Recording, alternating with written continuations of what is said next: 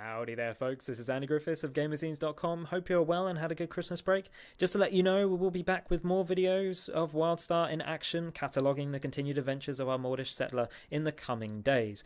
But before we put those up, we wanted to do something a little bit different with the audio of an interview we conducted with Carbine Studios' Matt Mocarski towards the end of last year. Now, we conducted this interview at a press event in London, and even though we only had 13 minutes with Matt, his answers were enlightening, got us excited about WildStar, and felt really genuine, which for any kind of interview with press is quite novel and quite exciting. So rather than just do what we usually do, which is transcribe the interview, extract the best quotes, and build stories around them for the website, we decided to put the entire audio in a video for you guys to watch, with choice slices of gameplay from WildStar running underneath it.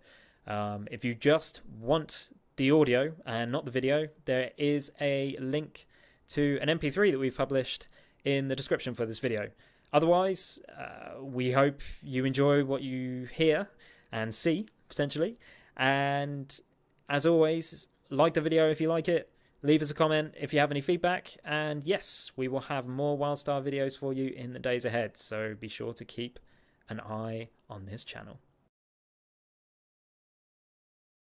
It kind of has like I would say its genesis goes back to original MMOs when they're a bit more colourful and a bit more flow their own style. Mm-hmm. I'm sure you've seen from comments that have happened on WildStar stories that a lot of people say it looks like WoW. Right. How do you, as a team, and how do you, as an art lead, kind of respond to that as the creative visionary? Well, I mean, and this is being very sincere. Yeah. In one part, I even when I think it's meant as a jab, yeah. I actually find it flattering. Yeah. Because WoW has been out for 9 or 10 years now, yeah. Right? And there's still people playing it, and it's still a beautiful game. I mean, sure, it's dated. Yeah.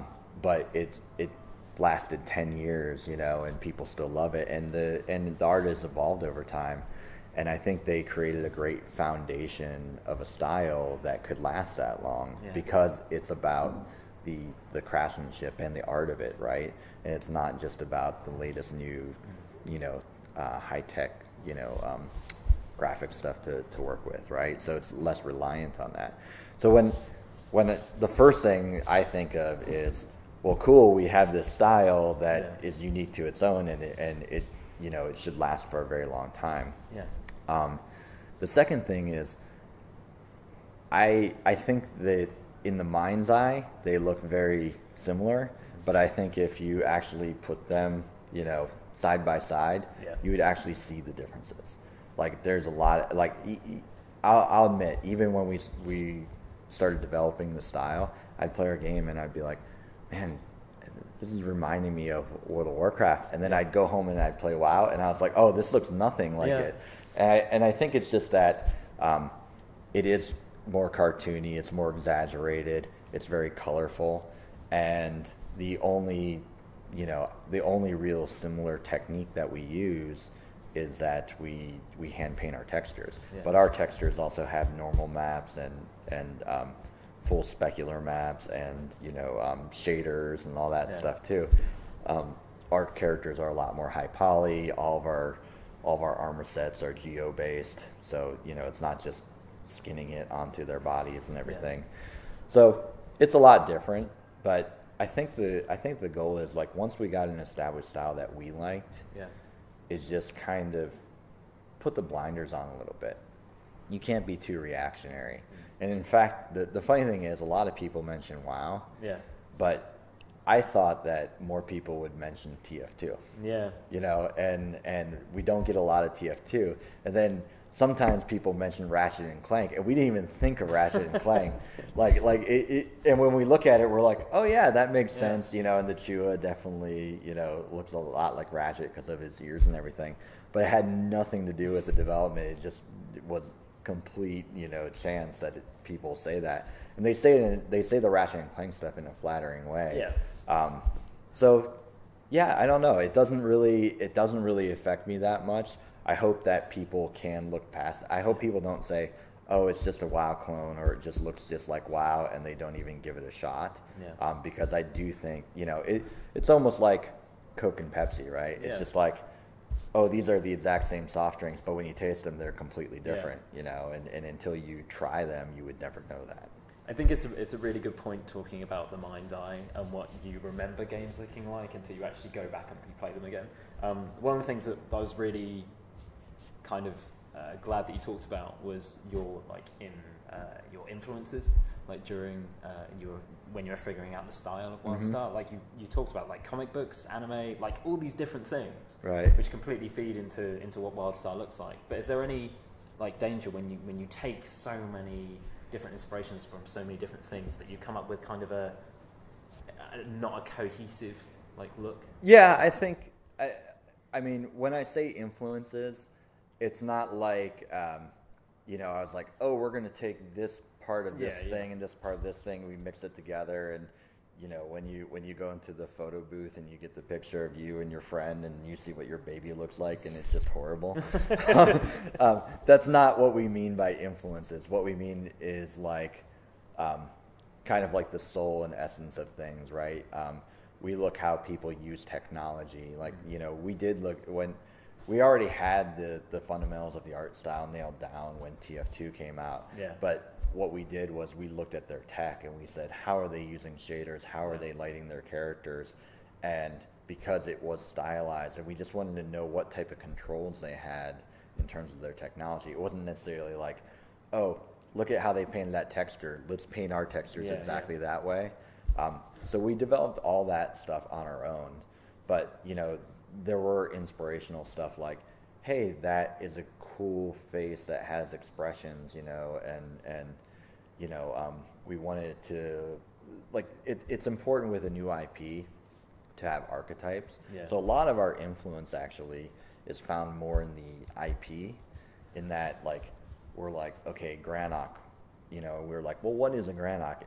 And the best thing to do is to reference other popular things. Yeah, completely. It's like, okay, he's part Hellboy, he's part Lobo,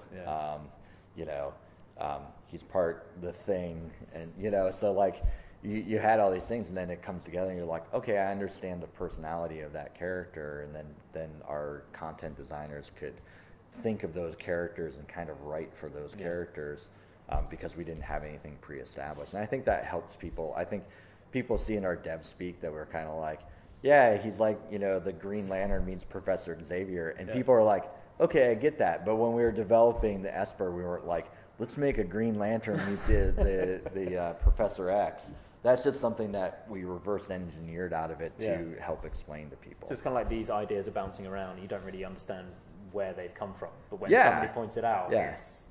Yeah, I think when you talk about influence, it's just like everything you grew up with. Like I think at one point one of our artists was like, WildStar reminds me of He-Man. And I was like, He-Man, really? Because you think of He-Man, he looks like a barbarian and everything. But then when you start thinking about it, it was like a half fantasy world, and it had technology and lasers and spaceships and everything. Yeah. And people don't remember He-Man that way. And you're just like, yeah, it kind of is like He-Man, but it wasn't like we said, hey, let's make a He-Man ripoff, That's a hard pitch, though, I think, at this point. The other thing I wanted to talk about was hoverboards, because it was such a surprise, and such an awesome surprise. Like, any kid of the 80s absolutely loves it. And I love the paint scheme on it, because it is so Back to the Future with the neon. Like, whose idea was it? How did that idea come about? And, like... Okay. Did you kind of shoehorn it in, or was it something that you thought, well, we need a mount, we need a sci-fi mount, hoverboard work? No, actually, it wasn't that way. Yeah. So the way hoverboards came about is we had the housing team working on a bunch of ideas, and one of the ideas was to have a racetrack. And we don't currently have this in the launching game, but we plan on getting it into the game sooner or later.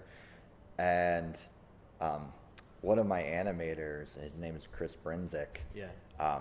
He stayed late one weekend, and he started working with some of our designers and engineers in secret. and they put together this hoverboard racetrack. Yeah. You know, and it was absolutely incredible, and it was just like super fun, and everybody in the office loved it and everything. And they pitched it to me. Yeah.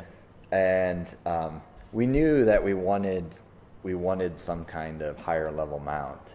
And originally we were talking about just making, you know, kind of like hovering ships and stuff like that. But we already had the bike that was kind of a half hover bike and everything. And when I saw it, I was just like, okay, we need to make that our mount. And they were like, what? And I was like, yeah, we're like, let's do it. Let's do it. And I pitched it to the design director and our executive producer, and they're just like, go for it. And that's how it came about. And so it was literally just the passion of a few people, my animator, a few of our scripters and stuff like that, putting this stuff together. And that's how a lot of stuff worked. That's how Double Jump got in the game. Yeah. Like one of my junior artists, he spent time on the weekend animating a double jump and asked one of the engineers if they could, you know, hack it together. And then we're just like, this is brilliant. You know, it's been one of the great things about developing the game.